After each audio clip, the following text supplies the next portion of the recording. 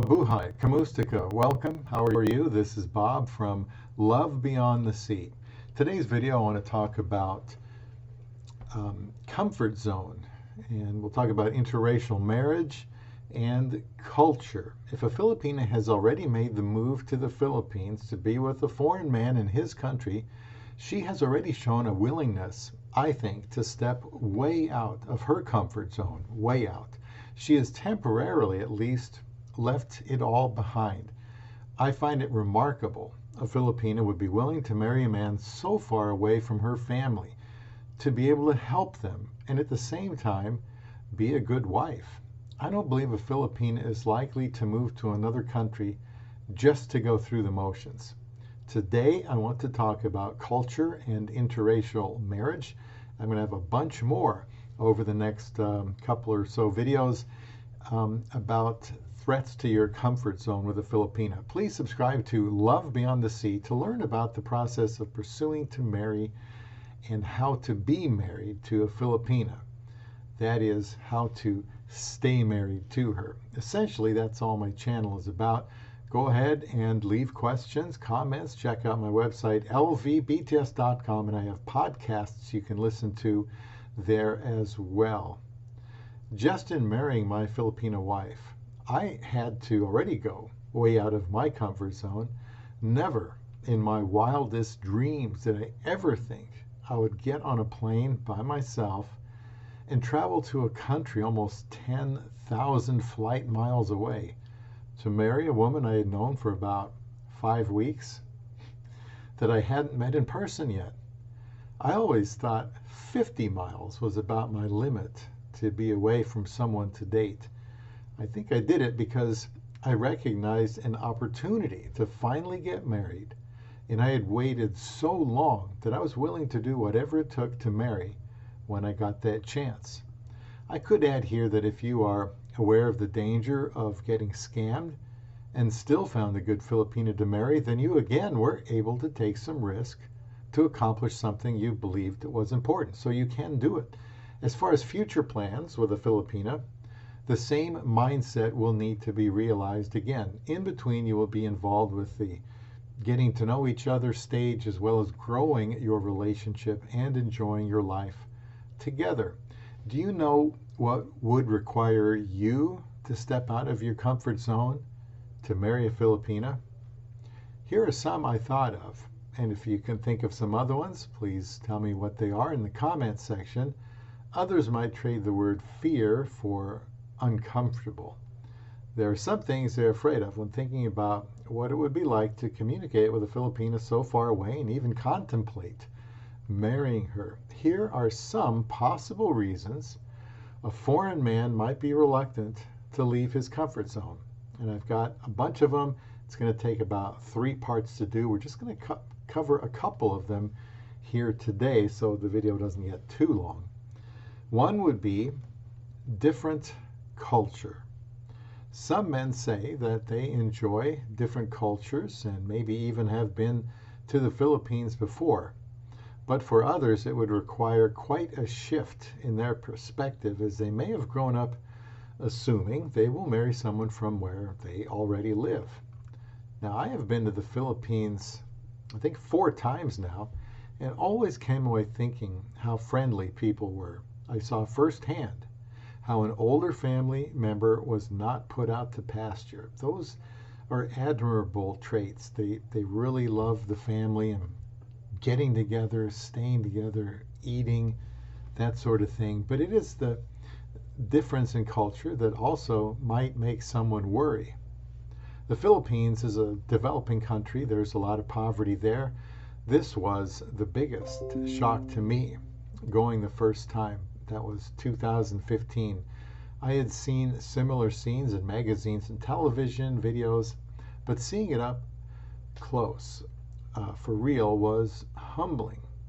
There is pollution in some places, and it tends to be loud with music. Paces of life is much slower. There's roosters, barking dogs. A slower pace of life seems like a good dream to me, but it might take some getting used to. I've heard people say it's just too slow of a pace of life over there. And things move slowly, like you go to order something and it takes forever to get it, and there's a lot of standing in line, things you might not be used to. You might consider that there is likely poverty in any country, and if the Filipina is handling her situation well, then you would be getting a tough-minded woman with a survivor's yet pleasant mindset. Don't know how they do it. She cannot help where she is born, and probably would prefer to live there her whole life if she could, if she had the financial means. My wife is polite and professional to a degree that seems unusual here in America. It helps to try to see the good things in her being from a different culture instead of the differences that we might be uncomfortable with. They also have a lot of, I call, sappy love stories and commercials on Philippines television, which I find kind of endearing. It is mostly a Catholic country, but there are many denominations there. I went there the first time unaffected by negative stereotypes because I wasn't aware of much other than there was potential to marry a younger woman from there, and that's what I wanted to do once I started beginning chatting with them. Even though the surroundings were shocking to me at times, all I was focused on was the quality of the woman I was about to marry. That would be my advice, and I don't think the difference in culture to me is that big of a deal. Now I want to talk about interracial marriage. I'll have a website that, if I remember, I will link near the top of the description box. While I don't think an interracial or intercultural marriage is that big of a deal, the idea of interracial marriage is concerning to some people. Here are some reasons why people might be hesitant to engage in an interracial marriage, right or wrong. We'll start with this: the belief that the Bible is against it. They might feel that way. The Bible does not condemn interracial marriage. This gets confused with the union of a believer and a non-believer. Old Testament warnings like Deuteronomy 7:3 are akin to a New Testament verse like 2 Corinthians 6:14, where the issue is to avoid a Christian and a non-Christian marriage, not an interracial one. That's different. Here come the dumb notifications again. Again, I'll have an article. It's from christiananswers.net in the description box if you want to take a look at that. Again, the Bible does not teach against interracial marriage.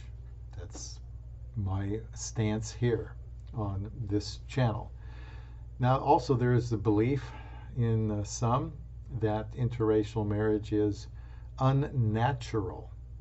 The belief there are certain diseases among certain races.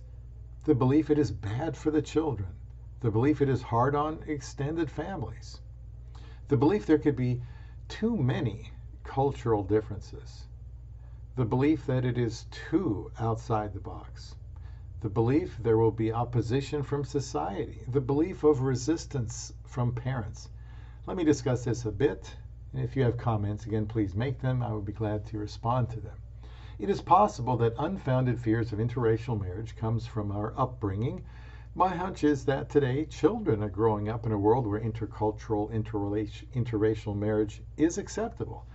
But when I and probably many of you were children, such a marriage may have been frowned upon and discouraged. I admit this was never an issue with me.